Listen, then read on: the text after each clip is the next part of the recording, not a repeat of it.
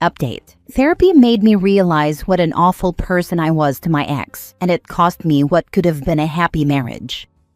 Original post. I finally broke down and decided to go to therapy. Despite my ex, we'll get more into him later, heavily suggesting it over the course of our relationship.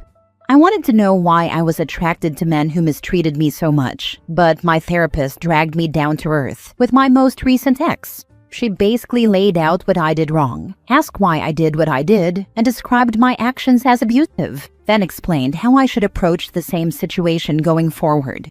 I met my ex through a friend. He was a couple of years older than me, and he graduated in the early stages of our relationship.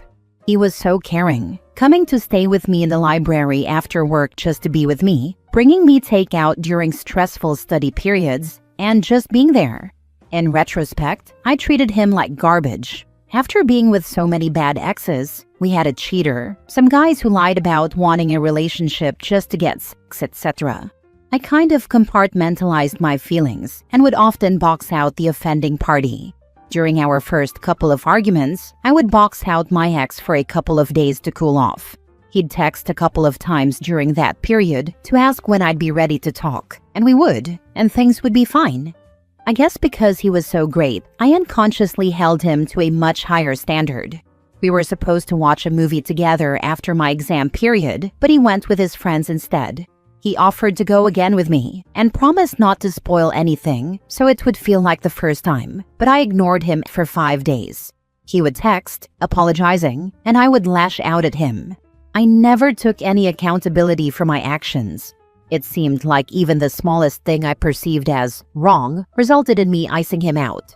It all came to a head when he said that what I'm doing was stressing him out and that if I was so unhappy, I was free to leave. He wasn't going to force me to change. I promised I would. For a time, things did change. I went on an internship, so the stress of studying and tests was gone, and we had the best year of our relationship. We communicated even about the smallest things, and he became even more romantic. Even the most trivial events, like simple grocery shopping, ended up being great dates, and I was truly happy. We'd even discussed getting married when my career was stable, and he got me a silver ring engraved with our initials and my graduation date for my left ring finger. He called it a placeholder for the real thing when the time was right. Then I went back to school. The last year was so bad. My lab partners were just mean or lazy. The instructors were brutal, and I struggled with the material. My ex tried to help, but as my therapist showed me, I lash out more when I'm stressed. He came over and did the dishes, but forgot to wash the pans. I screamed at him and ignored him for a week. I noticed a change because he only texted once during that period. In hindsight, I realized he was preparing to leave. After the week was up, he brought up our previous discussion about me ignoring. I was stressed, and he didn't seem to care. My therapist said he was likely beyond angry, so I gave him lip service.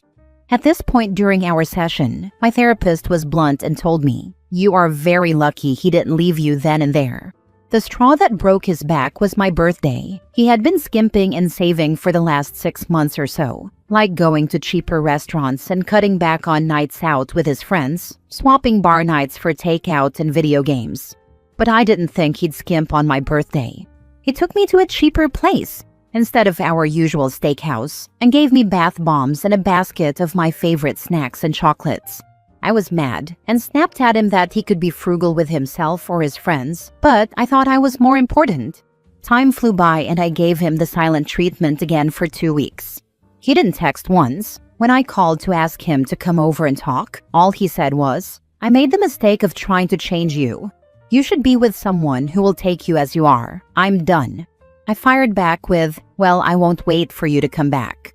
Lo and behold, he and all his friends and family blocked me the minute the call ended. Luckily, the friend who introduced us did not block me, so we stayed friends. When I finished that part of the story, my therapist did not hold back.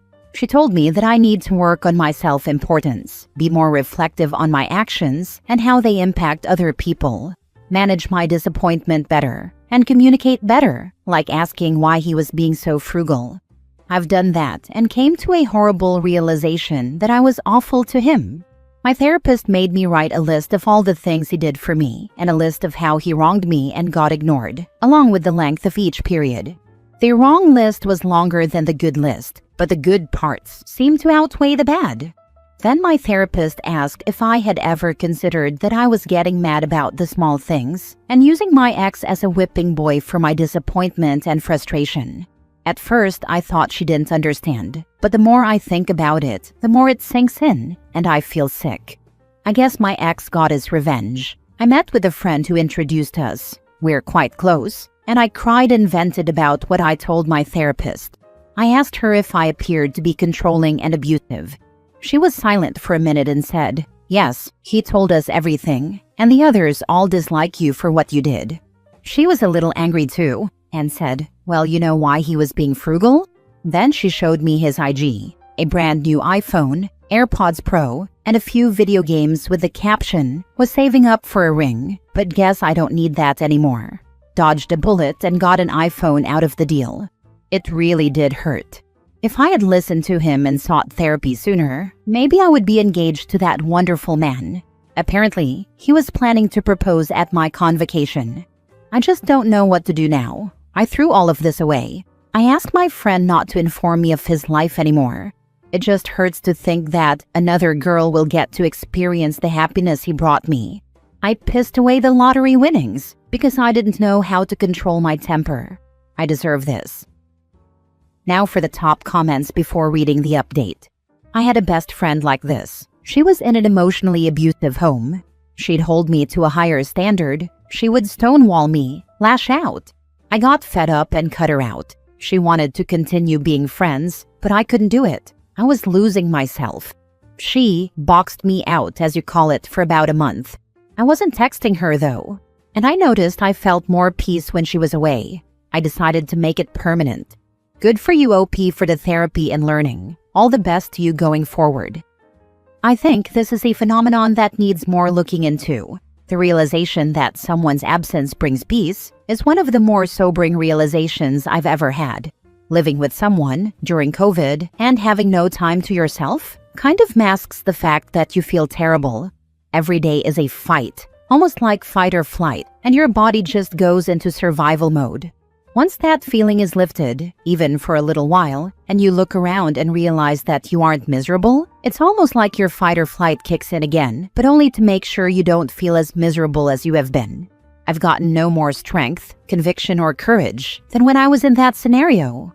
The moment I realized it, I was already walking away from a relationship with someone I thought I'd spend the rest of my life with. Well, at least you're getting the help you need now.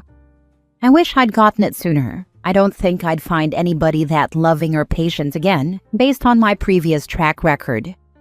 You will. You have not met everyone who will love you. Thanks. At this point, I don't feel like I deserve it, to be honest. I can't believe it took 2 threats of him leaving, him actually leaving in therapy, to realize what I threw away. Edit. I want to thank everyone who commented and provided insight. Honestly, as I typed my responses, I realized how much my friend did for me. I should thank her for not leaving me during this trying time. I suspect that my ex deliberately did not give her instructions to cut me off or force her to choose between us. I don't have a lot of friends. Well, she's basically my only friend left, and he probably didn't want me to be alone. I guess that was his one last act of kindness. I wish I could go back in time and cherish that man. Sadly, he's gone. Now for the update. Since there was so much support, I guess I owe you all an update. I reached out to my friend to grab dinner and chat so I could thank her for her support. We had a nice chat, and she said what you guys said. She was happy that I was getting help. I read a lot of your responses, and quite a few of you empathized with my ex. Honestly, I never really thought about what he went through when I was ignoring him. I just knew it triggered his anxiety and he didn't like it. So I did a stupid thing and decided to ask her. First, I asked how he was doing. She asked if I really wanted to know. I did. You all said that being ignored for periods of time caused trauma. I just wanted to see if he was okay. She just showed me a group photo of them. I couldn't recognize him at all. He lost so much weight and looked fit. We were overweight while dating, but he shed his cheek fat and wore more tight-fitting clothes. Apparently, during the last time I'm icing him out, the guys got him a gym membership, and he really dove in after leaving me and has been religiously going since. I decided to ask about what I did to him. I told my friend that my therapist wants me to understand how my actions, in this case me shutting him out, affected him. What I heard made me feel even worse. Apparently, he started getting more apologetic over the smallest things. One example she gave was that he brought less food to a potluck than the others and started apologizing over and over. Then he started binge drinking sporadically. He told his friends that it was to cope with work stress, but I really know, and they all know now, that we had been fighting. One night of binge drinking, one of the other guys was commenting how he had a minor squabble with his girlfriend over not liking the notebook, and that set my ex off. He had a full-on mental breakdown and basically spilled out everything I had done to him at this point. That's when they turned on me. When I was ignoring, they would let him text me once and basically try to distract him while taking his phone away until he stopped trying to panic apologize. Then they started to tell him that he was being abused and to leave me. That was before the second time he asked me to change. They wanted him to leave me then, but he insisted that I would change. Then the final time, he agreed with them and gave them explicit instructions to block my number and delete my contact info when he gave the signal. However, he told my friend that she was free to do whatever she wanted. He said he wasn't going to destroy a friendship over his problems. Then he left, and the wall of silence came up. I wish I'd never asked. I wish I had thought about what he was going through. I had my head so far up my behind that I thought I was right, self-absorbed in my world, where he was wrong and I was right, and he deserved that punishment. Anyways, I'm signing off now. I won't be using this account again. Thank you for all of your support and for making me see the hard things. I'll continue with my therapy and hopefully find someone who treats me as well as my ex did. OP's ex has great friends. Lucky him. Also very telling that she doesn't, which says a lot about the two. She still never said what she brought to the table. It always was about her. OP reminds me of my ex-girlfriend. She would do a similar thing where any perceived disrespect would get me shut out for a few days until she was ready to talk about it. It's so exhausting to deal with, and I'm glad that the boyfriend was able to eventually find the strength to just leave. I know how hard it is, because every time I tried to break up with my ex, she would cry and promise to change, and I wanted to believe her, because the times she wasn't like that were incredible. Dealing with this was definitely a formative experience in terms of helping me draw my lines and boundaries for how I deserve to be treated in future relationships. Also, the part about projecting her bad past experiences with men onto her current great partner reminds me of my current girlfriend. That's been something I've been working on with her over the last 2 years we've been together too. I had a friend and housemate who did this to me. We started off as close friends before we moved in together, then she became controlling and would make sure to lecture and degrade me at any slight mistake. She then started giving the silent treatment for weeks at a time, then started locking us out of the hallway bathroom. There was another one, luckily, but still crazy. I was so happy when she left. Last story. My wife is leaving me for a surgeon. My wife is a nurse at a hospital. She doesn't work in surgery, but she met the surgeon at her place of work. My wife and I have 2 children together. The surgeon she cheated on me with is also married and has 6 children. I think he had children with more than one woman. I'm making assumptions based on his socials I found on my wife's phone. My understanding is that there aren't 6 kids in this surgeon's house full-time. Honestly, I had a feeling something was going on when my wife freaked out when I grabbed her phone. I wasn't even going to check anything like that. I forgot what I had to do on her phone that day, but her reaction to me even grabbing her phone is something I could never swipe from my memory. She's been cheating on me with a surgeon, on and off for a year. She talked about leaving me, making plans of leaving me so she can be with him. They both seem to actually love each other. It's more than physical. They went out on dates out of town too. I remember she said she was going to spend Valentine's Day with the girls, and I saw from hidden photos, on the date of the picture she took with that surgeon, that she was with him on Valentine's Day. What hurts is that my wife called me a loser when she was texting her friends about the affair. She's embarrassed because she works in the medical field and I'm just a warehouse worker. I recently got promoted to warehouse manager and I was excited about it. I thought she would be happy for me, but she was like, "Oh, nice. You're still doing the warehouse gig. Sorry, I'm not a doctor. Sorry, I'm not someone you respect or look up to because of my profession. Sorry, I don't make enough money for you."